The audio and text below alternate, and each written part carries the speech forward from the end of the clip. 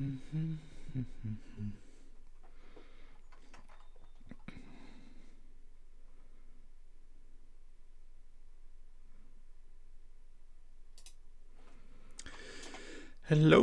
and thank you for joining me. This is Practicalli. My name is John Stevenson, and I'm having a bit of a back pain problem, so hopefully that won't disturb me too much as we go through this broadcast today. So today we're going to cover some more Codewars challenges. So Codewars is an online gamified set of katas, a set of little challenges you can do. They're all backed up with unit tests as well. So basically you have a sample set of unit tests, you write some code to be able to make those tests pass, and if you get them all passed, then you can submit your answer and compare them to other people. Okie dokie. And so today we're going to do the challenge, which is the human readable challenge.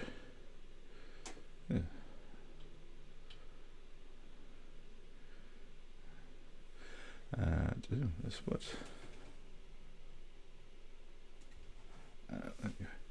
And is that working? Let's hopefully. So we're going to let's switch over to my desktop. I've got a problem with my computer today, so I've got a bit of a weird setup. There we go. So let's jump to there. Ooh, it was me. There we go. So you see a few things that you don't normally see because I've only got one monitor. So all the things on Practicalli are ready. Oh, there we go. It's working. So everything I do for Practicalli is on the Practicalli website. So practicalli.github.io or practical.li. And you've got all the videos and screencasts here, and there's also, if you go into the channel, there's also playlists for each of these now as well, so I'm organizing things.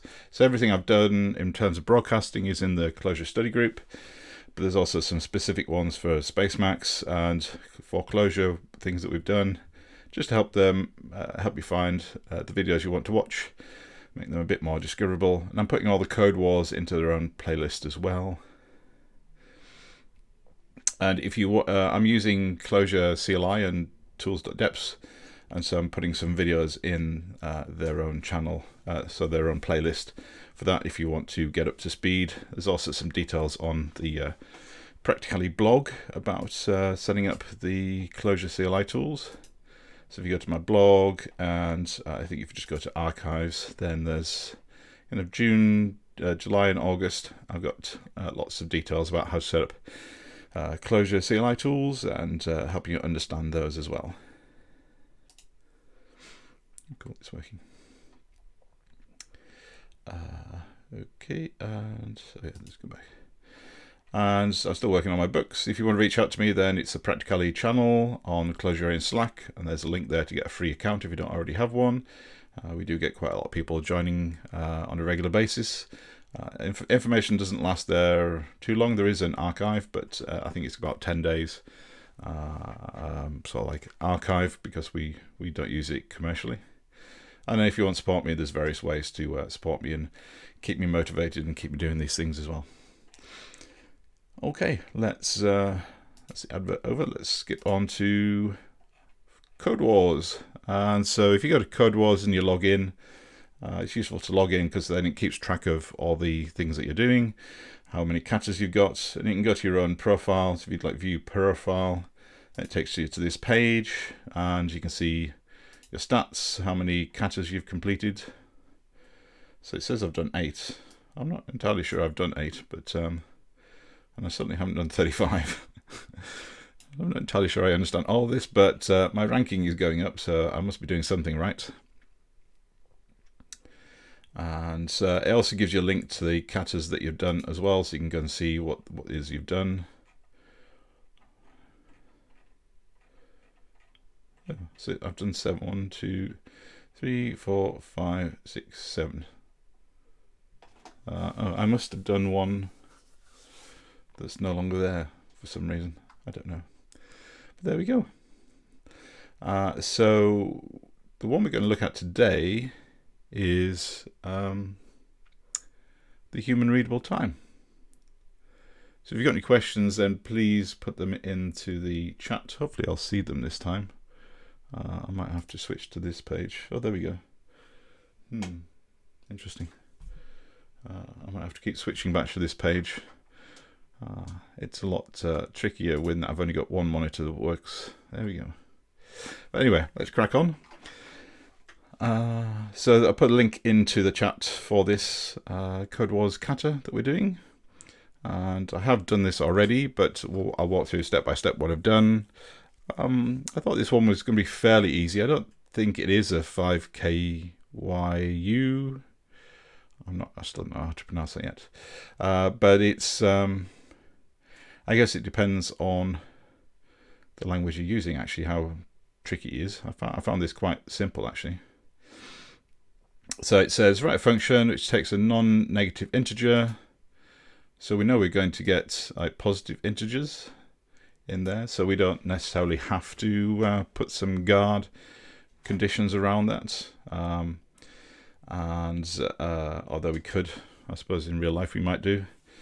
And as input, so we're taking seconds as input as like one big number. And we want to return the format in a human readable hours, minutes and seconds with colons in between. And so that's quite easy. I guess the trickiest part I found of this was doing the padding. So if you've got 9 minutes, then you need to do 09 rather than just 9. Okay, so let's fire up the editor. Just check if there's any questions. Oh, there we go. Yeah, we'll have to have a look at what all those stats mean at some point.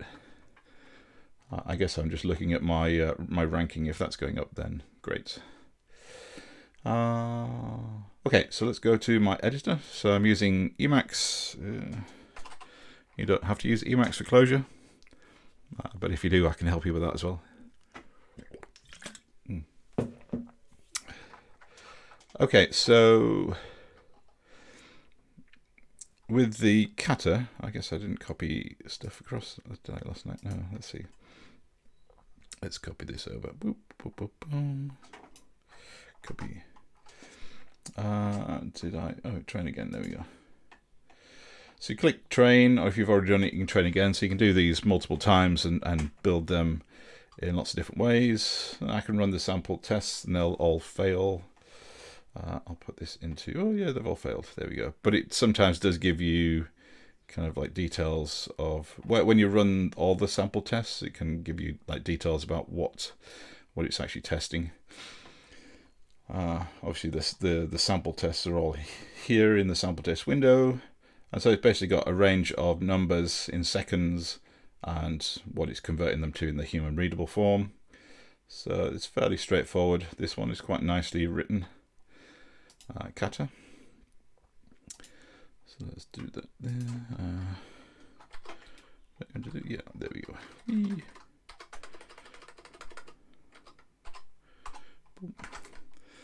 So, what's the first thing to do? Well, the first thing to do is figure out how do we calculate, given seconds, how do we calculate minutes and hours?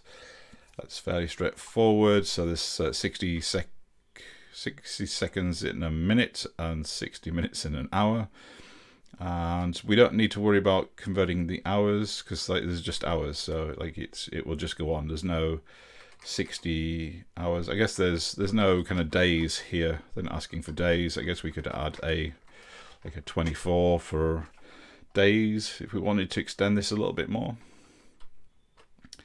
But actually it's fairly straightforward because we can just divide the overall value by 60 times 60, which is 3,600, and if we divide that, that'll give us our hours. So here I just did a def just in case I mistyped like 3,600, so I can reuse that. So I'm just saying the hours divider to 60 times 60, which is 3,600. and then just taking the biggest value from the test. If we have a look at the test thing, so the biggest value from the sample tests was 3,999, which is just short of 100 hours dead. Oops, wrong button. There we go. And so if we want to get just the whole number, so how many times does how many hours are in the seconds, we can use the quot function, quotient function, which is you divide, so you give it a number, which in our case is going to be the seconds, and something to divide it by, and it will give you how many times does the dividing numerator go into the number. So if it's 10 and 10, then it's going to go once. So we show these examples here. So we do quote 10 and 10. Then we get 1. If we do 12, we still get 1. But if we get 22, we get 2. So we're only getting the whole number. We're not getting the remainder. We're not getting and we're not getting a decimal number. We're just getting the whole number. And so it's like divide, but it's only taking. So if we change this to divide, then we get a ratio. But if we did that as a decimal number, then we get 2.2, and we don't want that because we don't want 2.2 hours. We want 2 hours, and then we will convert the remainder into minutes, and so on and so on. So if we divide how many is that? 359,999 by 3,600, then we get 99. So that's how many hours we've got. And then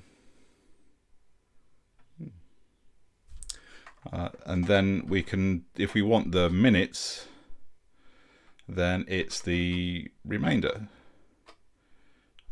But the remainder of, so if we take the remainder, then that's what's left after we've taken away all the 99 hours from the division. Yep, there we go. Does that make sense? Any questions on that? Nope, no questions on that. Oops. Oh, no, there we go. So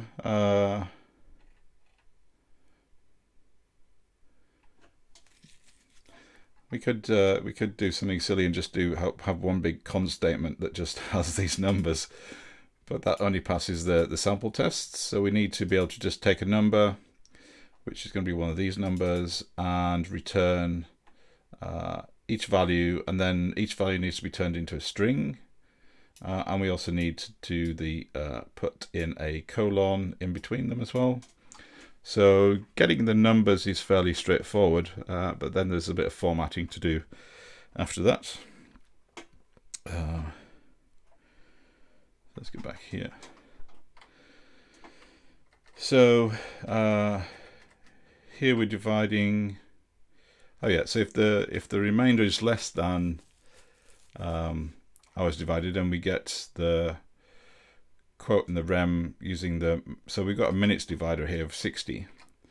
So if we take the remainder of doing big time and hours divided, so this is the 3,599, and divide that by 60, we get we get like 59 minutes. And if we take the remainder of that instead of the quote of that, so here we're getting the quote, we're just getting the, we're getting 300, so this is kind of like 350, 3,599 divided by 60, but just give us the whole number from that. Let's do that. So what's that? Just divide 3599 by 60.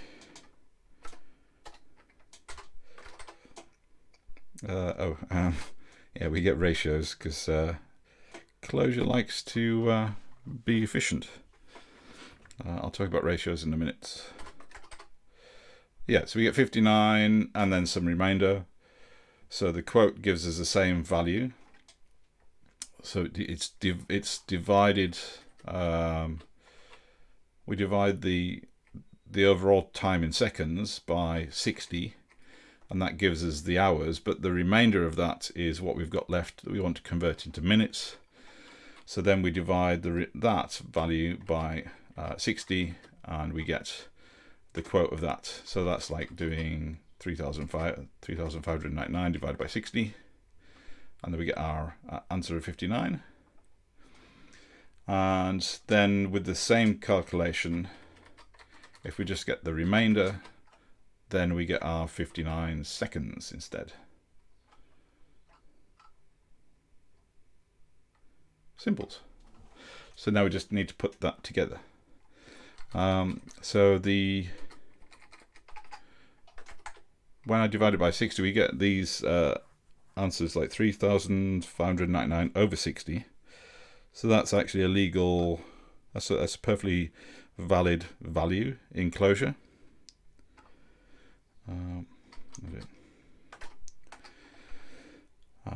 So it's not representing a function. This is an actual. This whole thing is a value. Just like 1 is a value, this is a value as well. Just like 1.2 is a value, this ratio is a value type. In fact, if we do here, and we do a function called type. I forgot how to use the keyboard now. Type. Oops, come on. Slurp that in. Nope, missed slurp. There we go. So you can see the type of this, the result of this is a ratio type, the Clojure-lang ratio. Not many languages have a ratio type. There's a few, I think. I can't think of any other than Clojure, but there are. I think there's a couple out there that do have that as well. And this does allow us to delay the calculation of dividing 3,599 by 60. Because as we've seen, if we force it into a decimal number by making one of the numbers a decimal, then we get a certain decimal remainder, and this, depending on what type this produces, then we may or may not get enough precision in our results. So this is kind of a lossy calculation. This is a lossy function.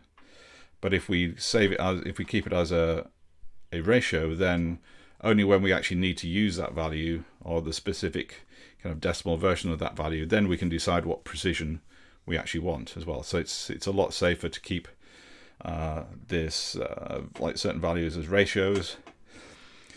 Makes it easier and safer to get the right values out.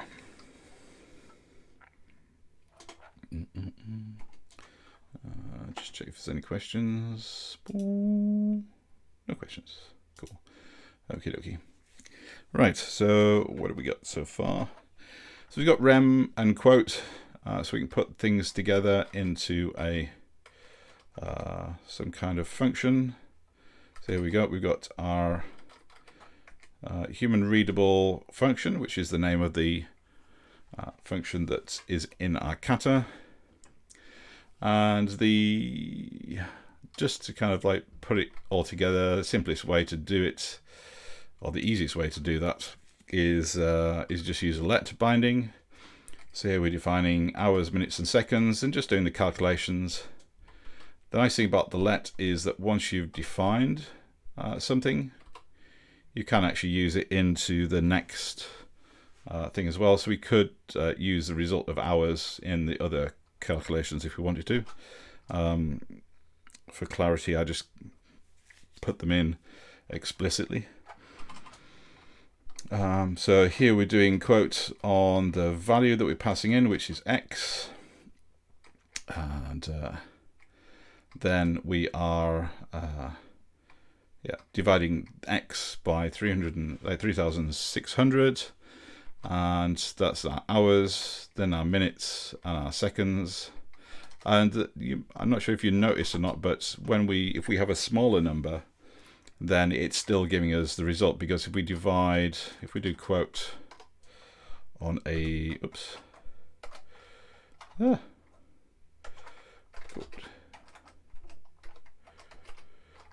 so if we've got a smaller number, so we do like 4 and 100. Ooh, put lots of things in there. Then we get 0. So we don't kind of have to worry about the divider being bigger. So if we've got a number that doesn't have any hours, is not big enough to include hours, then it's going to return 0 when we do quote, when we divide 360 or 3,600 by the number. If that number is only 59 or 0, we're going to get 0 for the hours, and if it's like 59 or less, then we're going to get 0 for the minutes as well. So you can see that in the results that we've got here below. So we've got hours. They did the same thing for minutes. So we just put the quote of the remainder of dividing 6. So I could put hours in here, I suppose. Yeah, I could put hours in there.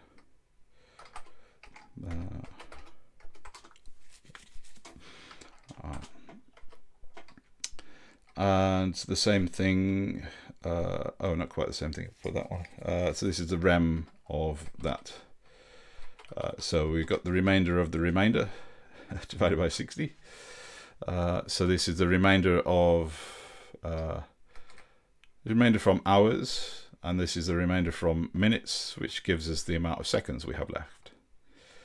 And then we just need to take each of those and put them into a string with, here I'm just, because there's only hours, minutes, and seconds, I'm just basically explicitly putting colons in between each one. You could use like string, there's some string class ones you can use. String, clojure.string. You can use things like join, which will allow you to put join strings together, and I think you can put in a character in between them as well. Yeah, so you can put in a separator. So you could use that. So if I had hours, minutes, and seconds in a collection, then I could use colon, and then if I had values in here, let's put that in there. So if we did 59, 59, 59, there we go. I think that would, yeah. So I get the same kind of result by using join as well. Although string works just fine. So we got our result when we call human readable. I'm just going to double check that I didn't break that when I changed it. Oh, it's still, oh, I did break it. Something. Oh, yeah. Oops. Oh, interesting.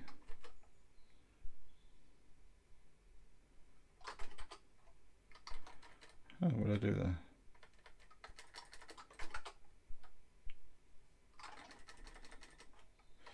Oops. Is my brain not working?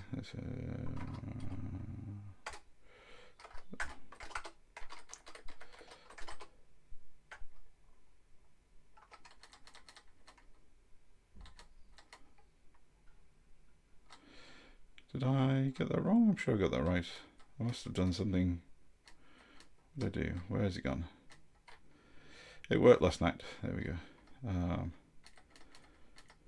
Quote rem. What have I done?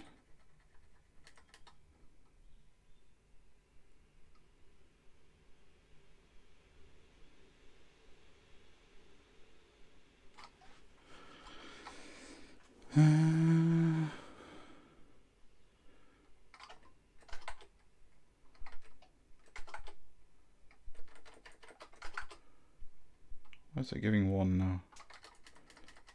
Should that be a different value? Should that be 60? No.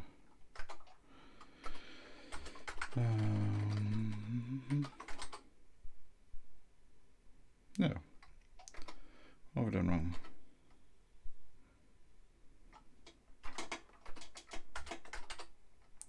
Oh, should that be? That should be a reminder, shouldn't it? Yes, that should be a reminder. There we go. Right. There we go. Yes, I misread. Tried to optimize when I hadn't read my human readable thing properly. Yeah, so ours is not the same as the thing that we're quoting on because we want the remainder and not the results. Yes, obviously.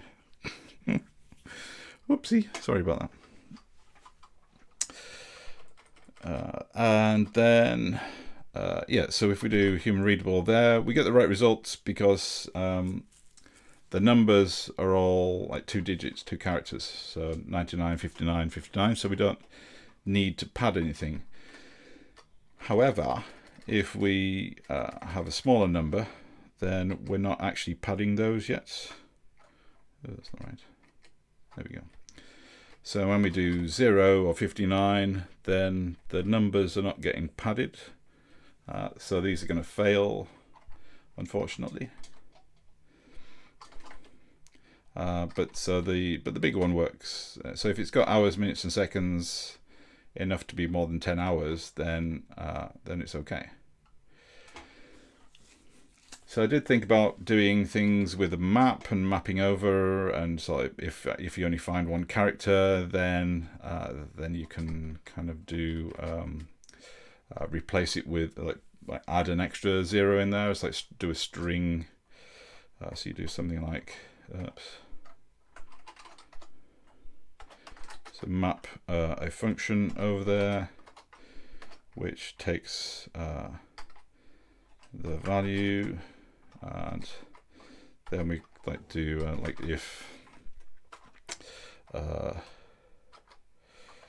count of value, so like is oops, do space k, wrap that. So it's less than, I'm gonna get this wrong here now. Yeah, if it's less than 2, then we sort of like pad. So we do something to pad the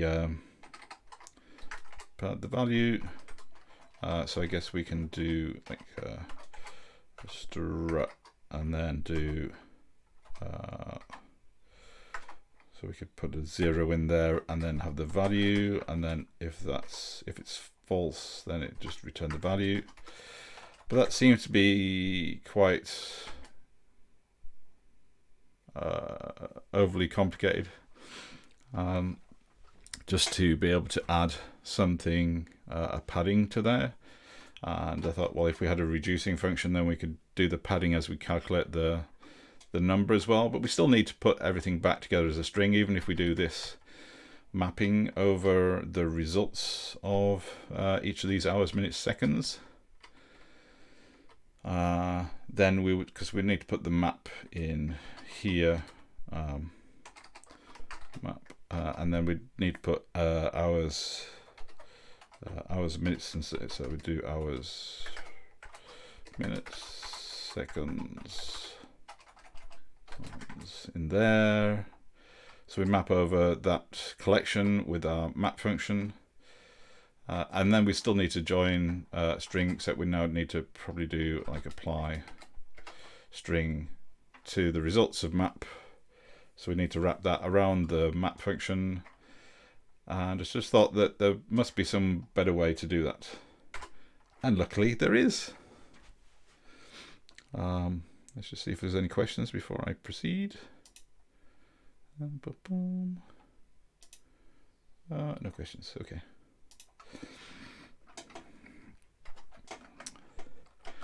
So there is, and this always feels a bit old school, a bit classic, something I used to use when I was doing C and C++ programming, especially C. There is something called format, which as we're producing a string, we can use format to generate a string from a set of numbers. It's a bit like the str function, except we can decorate the string as we're creating it using the format function. So it's a little bit kind of cryptic to actually trying to find what these values are that we can use to format things was a bit was probably the biggest challenge of this whole exercise. I just googled for stuff. Actually, if you Google for closure format, then that's a lot more easier, because it's basically using the same formatting syntax as Java, and I think it's probably the same as C as well. So if you're familiar with that, then you can just you should be able to. It should be a breeze to do, but it's quite easy to Google, just like closure format padding. And so we want to pad it in the front, and so we want to have so this is our padding string, and so we put a % in, and then what we want to pad it with, which is the 0, I think, and then how many we want, so how many leading things over a digit, over a number. So if we do that, if we do it on 0, we get 0, 1. We do 1, 0, 2, so you get the answer. And then if we do it on 10, it shouldn't do any padding because 10 is already big enough already. So it's already of size 2 characters. So we don't need to add any padding on there because it's already big enough.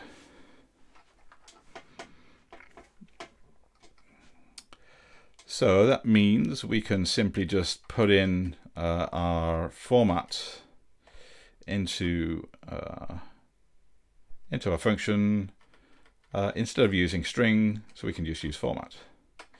So if we go and copy that, and if we go and put that into Codewars, let's do that. Let's just delete all that. Oops. Paste. Oh, yes. I have mastered the art of pasting into Codewars now. There we go. So if we run the sample tests, I believe that they all pass. So let's see. Oh, what have I done? I missed off a. When you've got the end of file while reading, it usually means you've missed a bracket off or put an extra bracket somewhere in there. And that's not going to tell me. Did I miss something off when I copied it? Maybe I was a bit. Oh yeah, that's not right, is it? Or is it right? Yeah, that's right. So let's jump to, yeah, why is it complaining there? Did I just copy it incorrectly?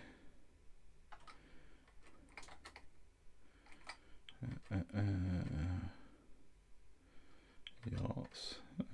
Interesting. Let's try that again.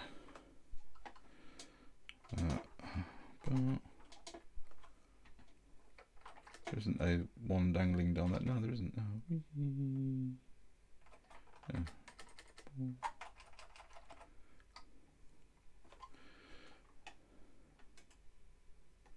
I didn't delete anything in the tests, did I?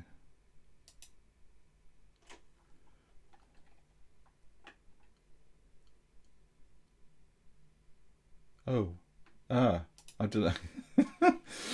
Oops, I think I've broken the test by, did I?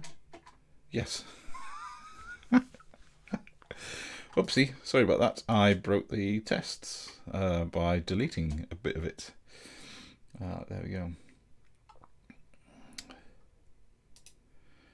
So that's, yes, it doesn't help running your test. Whoa, what? Oh, that didn't work.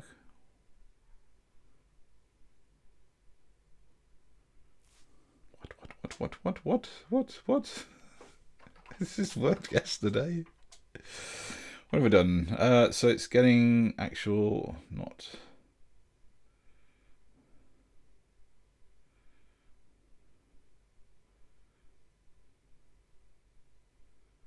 Expected, getting actual. So getting.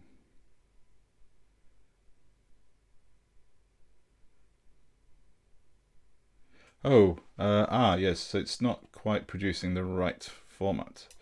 I think that was the issue. Yes, yeah.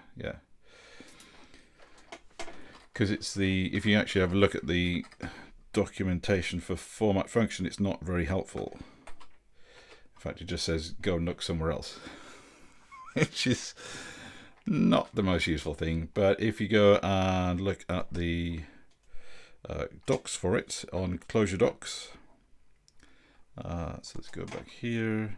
Let's do Clojure format.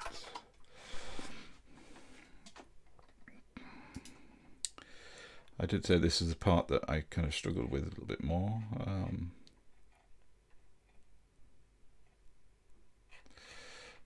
Oh yeah, that's an interesting point actually. So format only works in Clojure, not Clojure scripts. According to that note, although that was 4.5 years ago, so it might have been added by now.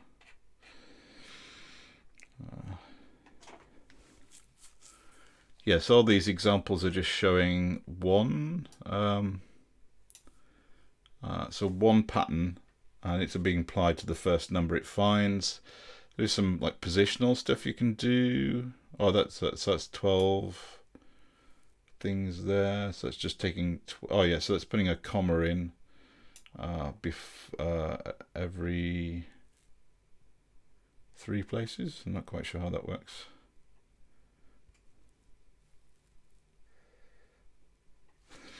Oh yeah, and so this one, I think it was this format function here. Oops.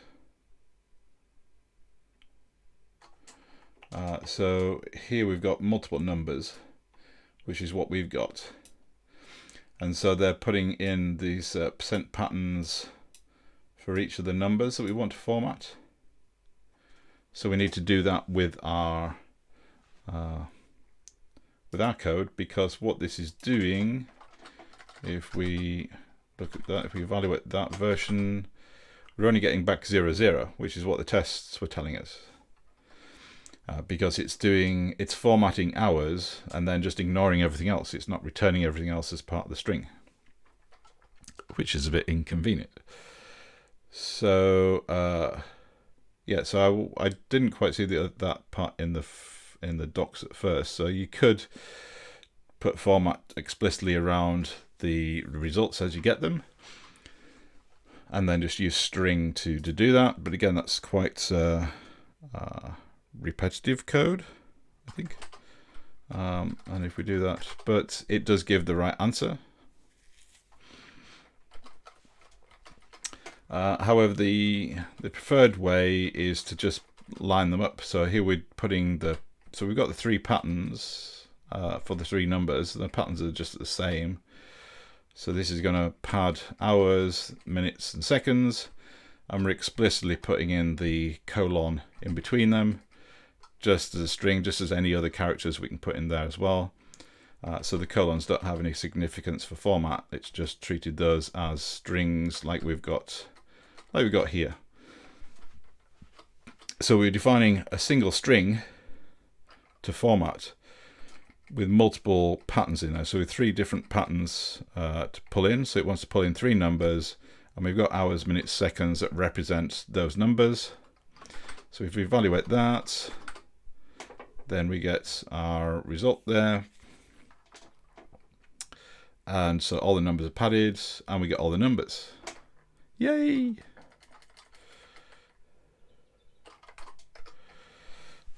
Aren't we happy? So this should work now. Now that I've restored the tests. And we've got the formatting right. Let's do that. Let's paste that in. Boop. So this is our format. And let's run the tests. Yay! Woo! Party time. There we go. Oops. What did I do? Oh, there we go. Oh. Oh yeah. Somebody already put that in there. I didn't see the comment because I don't have two screens at the moment, so you're way ahead of me already. Thank you very much for that. And if we run if we do the attempt, so this runs more unit tests, allegedly, although it's running the same here as well. So we could submit this. One of the things that this is doing is it's creating local names. So we've got hour, minutes, and seconds. In this particular case, I mean, that's not a big problem. We're not processing masses of data in here. So I mean, the memory it's going to use is relatively trivial. But if we were doing a lot of stuff, then normally you would try and remove any local names if you don't need them, if there's a more simpler way to actually do this. And now we've got it actually working with our format. Do we actually really need to use these? I mean, we're not using any of these names in any further calculations. We're not really doing anything apart from just like formatting the results of these. So do we actually need to have a let binding in this? Well, I don't think we do actually.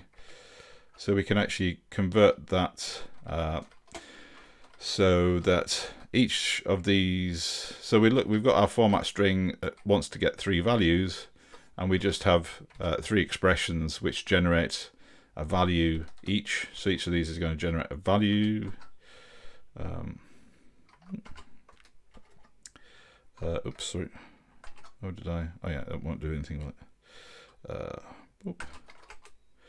So each of these will generate a value for hours, minutes, and seconds. And then format will just put those into its string and return the results. So we can streamline that, and it's a bit more efficient. We don't have those local names to use, and so it's not using as much memory. And then if we put that into here, boop, it should still work. Paste. There we go. Oops. Let's make it pretty. There we go. And run the sample tests again. Boom. Yeah. So it does exactly the same thing. And we passed all the tests. And so that, to me, is probably the kind of best, most suitable kind of approach for this, I think. Just submit the final. I think I've already submitted this. But there we go. Yeah, because if we have a look at the other ones, it's pretty much the same. They're using let and then formatting things, or I think that's a little bit. Oh yes, this is another approach. I guess if you're going to reuse these calculations in other functions, then there would be a case of doing a def, like defining a function to get seconds, get minutes, and get hours. But if they're only being used in one function, then this is a bit excessive to do. I mean, it's nice and clear and very readable and very understandable. But you don't need to define, for this particular situation, you don't need to define additional functions because they're not being used by anything else. So it's a bit redundant, that approach. But I mean, this part is If you do this, then if all you're doing, if you come back and refactor your code, and you see that, well, we just got one human readable function, and all it's doing is just calling these, well, we may as well just put those into this function, and then we're done. We don't need to do that, because then if you have all these different functions, then do you need to write tests around each of those functions as well? Should you make those tests? Should you make these functions private? So it adds a lot of questions and adds a lot of. It kind of spreads out the logic of what you're trying to do into many pieces, and in general, that's a very good idea. But this is just a little step too far. So you can kind of consolidate all this into one function, and that would make it much easier. Again, so it's very easy to, because these expressions are quite minimal, then it's very easy to just have it all self-contained in one function. And that way you only have to write one test and maintain one test for this one function as well.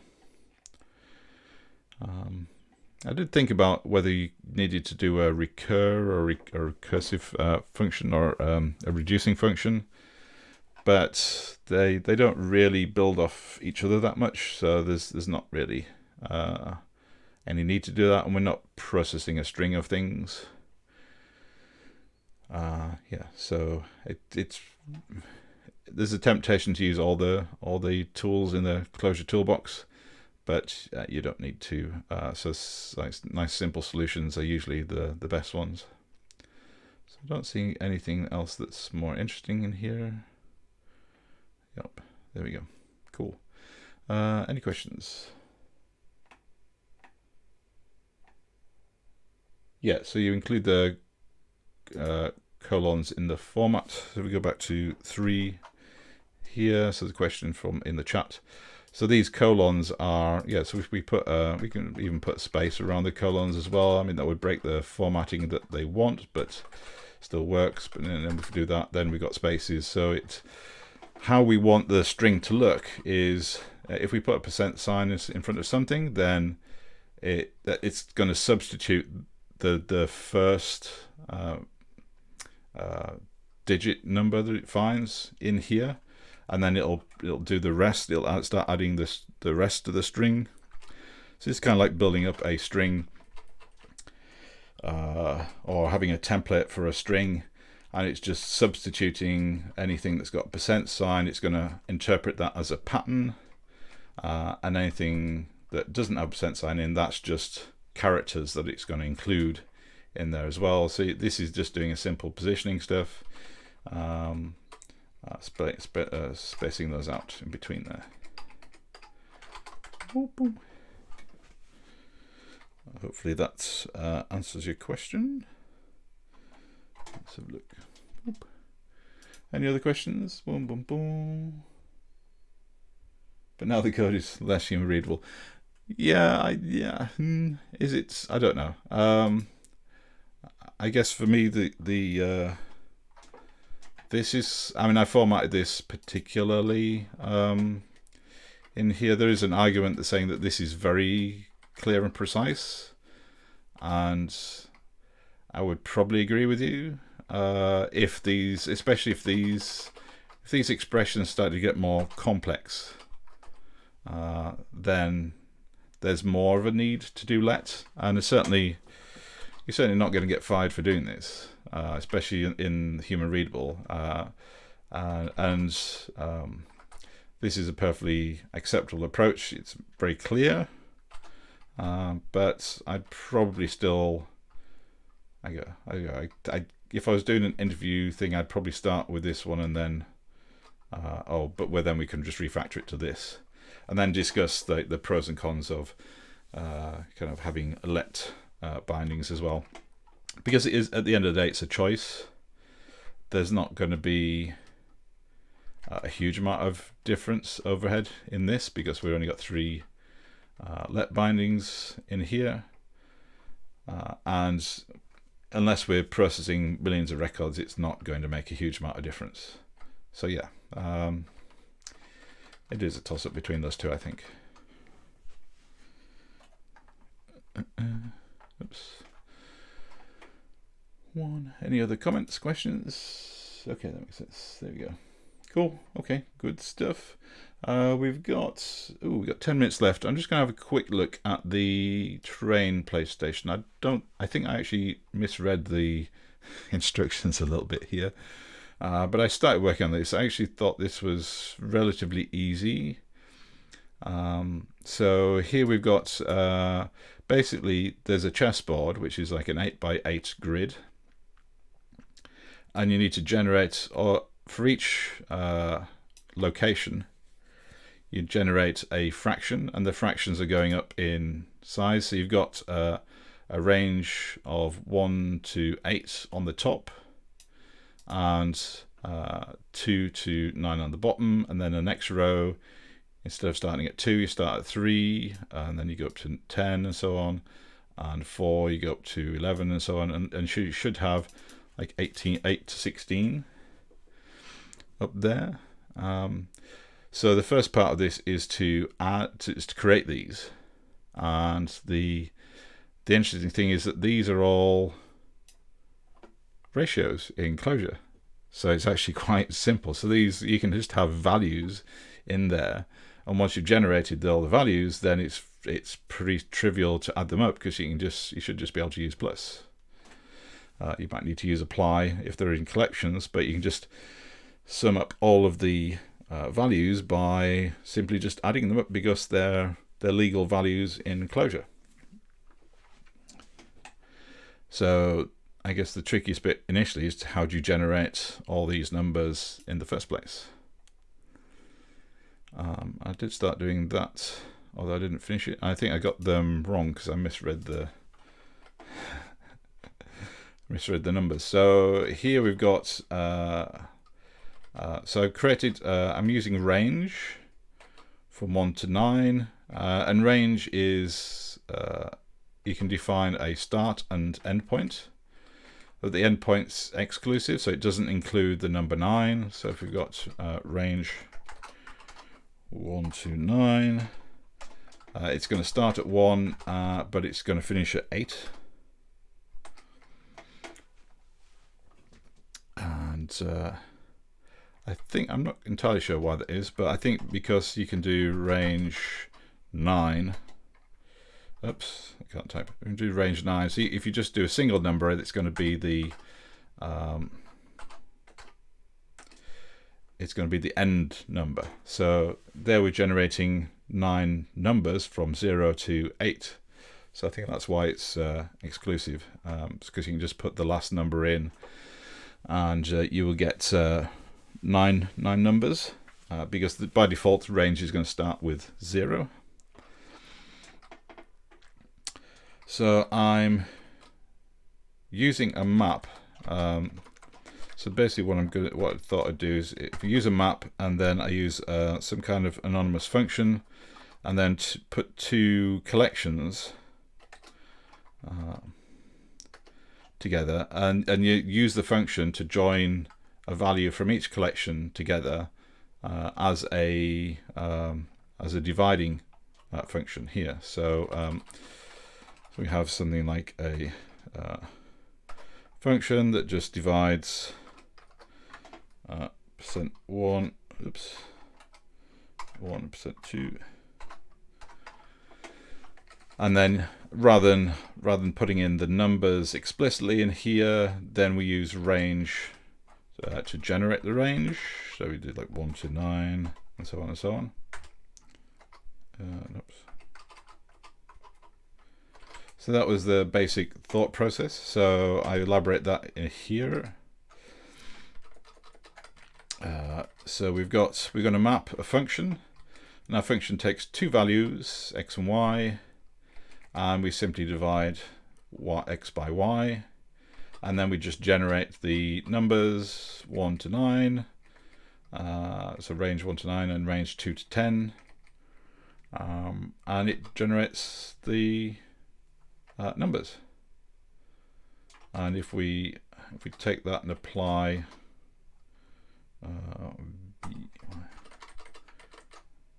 so we take that function and then it's basically wrap apply plus. Then we get a total, and it adds them up. We don't need to do anything particularly special. It just adds them up as a function. I think if it adds them all up, if you get the function, if you get the fractions right, the ratios correct, I think it just resolves to a whole number. But I didn't quite get the numbers right last time. So that's for, oops. That's just doing one row. So that's the result of one row. So if we want to do multiple rows, well, I thought about generating a for using the for function, and we're going to have a range of 1 to 9, and then we can use that value as the basis of the initial number. So we'll walk through 1 to 9 and use that as a way to increment these numbers as we go through the range of values. And then for each row, so we take the value of the first value from range, which will be 1. So row will be 1, and then we do a let binding in here. So we can use this little shortcut let binding. So this is a let binding with inside the for binding that we've created. So we use this colon let just as a normal let function, but it's inlined into the for function itself. And then we're defining values, which is a local name, and that values is going to be just our map that we just used before to generate a particular row. So this really is values for that row, and then it's going to go back again and generate. It's going to go range 2, and then it'll generate a range from the starting point of the current value of row, and we'll add a row to, we'll add 8 to row, and that'll keep on increasing the start and end point each time we go and want to create a new row, and we'll do the same thing for the end, and we get lots of numbers. I just use pretty print to make that there. Although then this is when I realized I hadn't quite got the values right, because I'm doing 15, 16. I think if I look closely, it's doing 8. So I'm increasing the number on the top along with the number on the bottom, where it's just increasing the number along the bottom. So I just need to tweak the logic a little bit to make that work. But once I've done that, then I put it into the function called game, which is what the function is called in the Codewars. And we can, we take the board size, so it doesn't matter whatever board size it generates, it'll generate the rows, and then we can just apply that to the values, and then we just map. Well, we could just map apply that over to the. If we map apply plus over the results, then we get the values for each of these. So each row, and then if we apply plus to that value, then we get the total. And I think it was this point I realized that that's not the value that we wanted. Because I've got these should all be starting at 1 and not 8, and not increasing. So I think if I change this from, so rather than row, I think what I was thinking of was doing, if you'll bear with me, I might be able to finish this in time, you never know. So rather than range, there's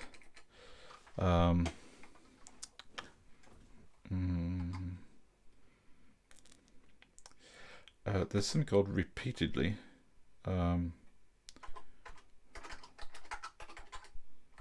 Is that right? Repeatedly. Repeatedly 1.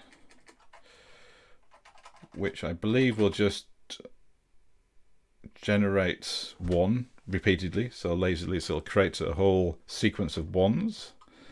But then we need to take board size. So if we take board size, then there's probably a much better way to do this than that, but it's just my live coding solution I've just come up with. Board size, there we go. Does that work? It might do, you never know. So if we do game, board size 8. I broke something. Something's not happy about that. But that's basically what I was thinking of doing. I shall try and figure out what to do. Let's see if does anybody have any solutions better than that? So look in the chat. No. Okay. Let me have a think. So why is that not working? So let's just check my repeatedly works as I think it does. Repeatedly 1. No, and that's not going to, because we're not going, that's not going to work, is it either? Because we're using the range to increase the value of, so we still need a range to increase the I might have to think about that. So close. I probably could use, I might be able to use partition as well.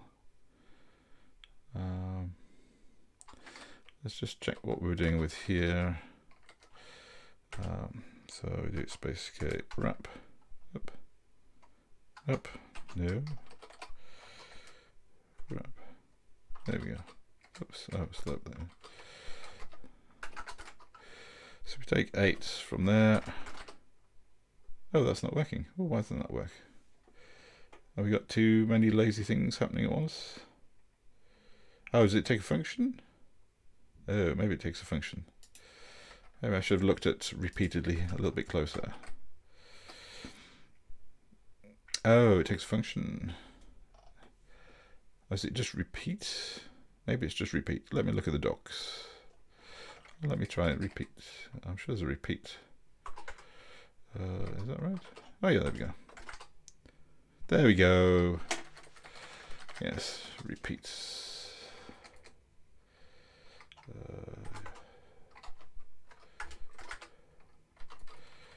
That work? Let's see. Yeah, so now I have to fix the fact that we do need a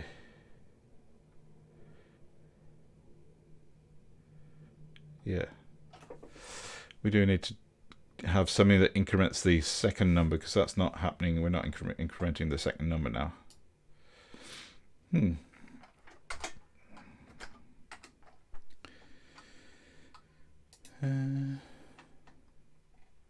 nobody's come up with any answers yet. No, there we go.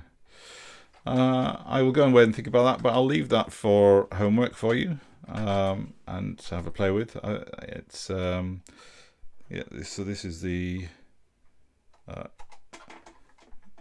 this is the train playing on a chessboard game, and we're close to the answer. I'll finish off that answer in the code, and we'll cover it briefly on the next episode. Cool. I need to go and lie down and rest my back, so I'm going to leave it there for now.